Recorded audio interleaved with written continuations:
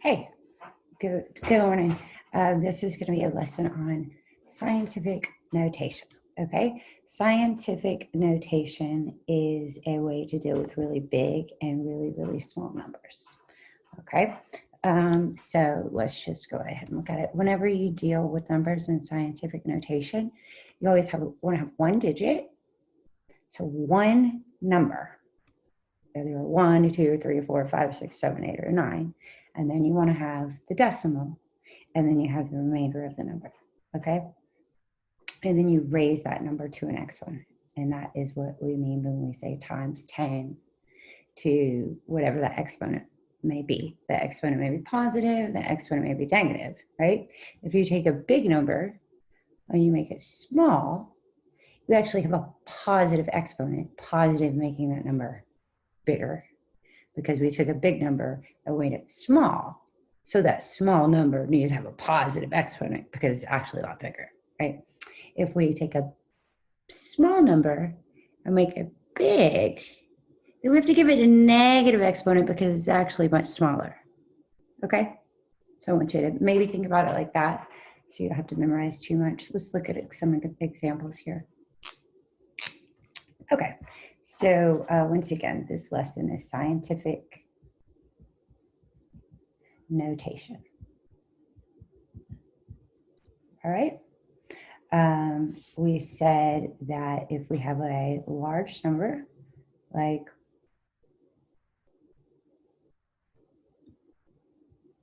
1,250,000. Like, I wish I had that much money, right? And I like to put units behind this because in science, most of our numbers are measurements, and measurements always have a unit to tell you what it was measured in. So I'll just put milliliters there, ml for milliliters.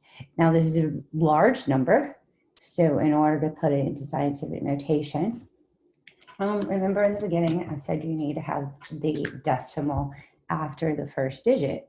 Well, this, right, this is my first digit. It happens to be a 1. So I need to have my decimal located right here, right? Because that is right after the first number. So where's my decimal now? It is currently here, right? It's always at the end, and it needs to be here. Okay, well, once again, I'm taking a large number, right? This is a large number. It's bigger than 1, and I'm making it smaller, right? I'm taking a big number to a small number. So I'm condensing it. So that's going to give me a positive exponent that tells me that the actual the condensed version of my number is actually bigger. Let me show you what I mean by that. I'm going to make this 1,250,000.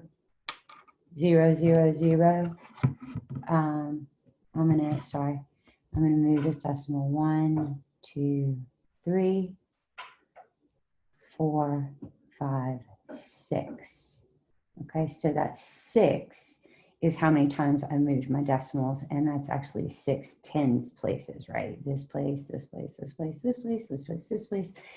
So 6 gives me a final answer of, remember my decimals now here. So the final answer is 1.25 times 10 to the 6th, because we moved this decimal 6 tens places. I have a positive exponent here, right? I have a positive exponent telling me that this number here is actually much larger. In fact, if I were to move this decimal right here 6 times in that direction, I will end up with my original value. Right? I will end up with my original value if I move it that way. Okay? So we can erase this and we'll have an example of that. Okay. So if I have a number that's in scientific notation, like 2.57 times 10 to the third, I'm going to say that's milliliters, right? And I need it to read like a regular value. Well, I'm going to, first of all, notice that this is positive, right? This is a positive exponent. So that tells me that the number, the base number, right? This right here is called my base number. And that's the number where the decimal is supposed to be after the first digit, right? Decimal after first digit, all right? That's proper scientific notation. I always have students that want to put it like after the second digit. No, it comes after the first digit, all right? But positive, the positive, oh yes, the base number is actually bigger. Okay, so that tells me that I'm going to move my direction, oops, move my decimal this many times so that this number becomes bigger. That becomes, hold on. If you move it 1, 2, 3, right? And what I end up with here is not 2.57. This place right here, I will add a 0. I have 2. Oops, let me move that up a little bit. Actually, I'll just move this down a little bit. I've got 2, 5, 7, 0 milliliters, right? So my decimal from my base number has been moved 1, 2, 3 times, and I had to add a 0 right there, right? Hopefully you understand that this space right here where there was no number, I add a 0 there. So that's how you deal with positive exponents, putting numbers in, taking numbers out. Let's go ahead and do the negative version of that.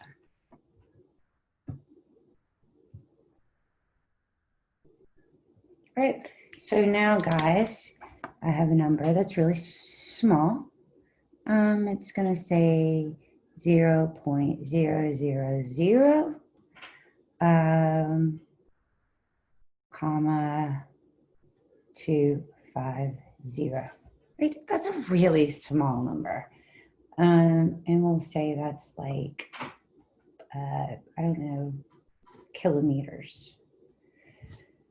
And that's a really small value, and I don't want to keep dealing with all these zeros. So I'm going to put this number in scientific notation. Remember, in scientific notation, the decimal comes after the first non-zero digit. Well, these are zeros, so that it should not be after a 0. It should be after the first number that's not a 0. Well, that's this number right here. Right? So I need now my decimal to come after this number. I need my decimal here, right? I need it here. Need decimal here because that's my first non-zero digit.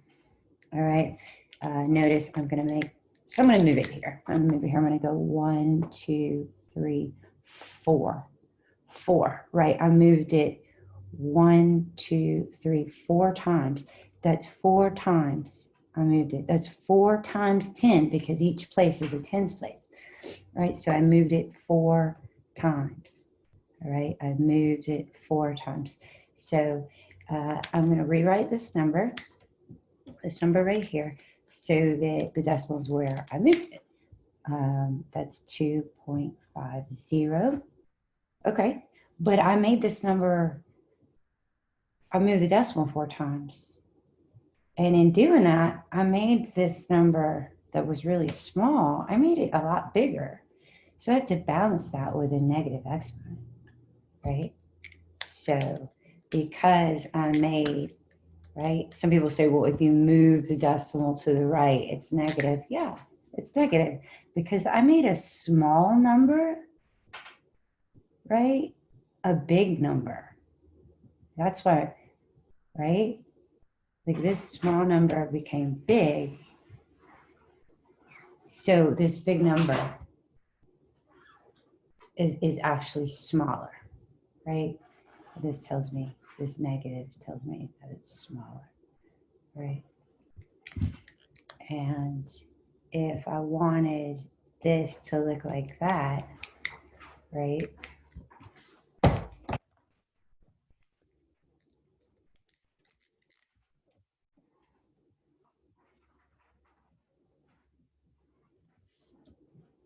If I need this to look in ordinary notation, I'm going to take my decimal here and I'm going to move it 4 times, right? But this time, because my exponent is negative, right?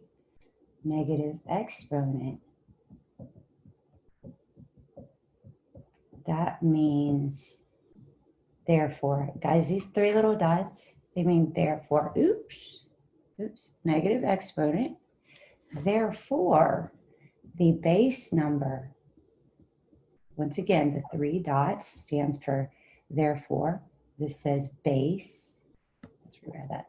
The base number is actually smaller, right? So that negative tells me that when I rewrite this value, it's actually smaller by moving that decimal 4 times to the left, right? Because the this presence of that negative exponent tells me this is actually a really small number, and by moving the decimal to the left, I'll in fact be making it smaller.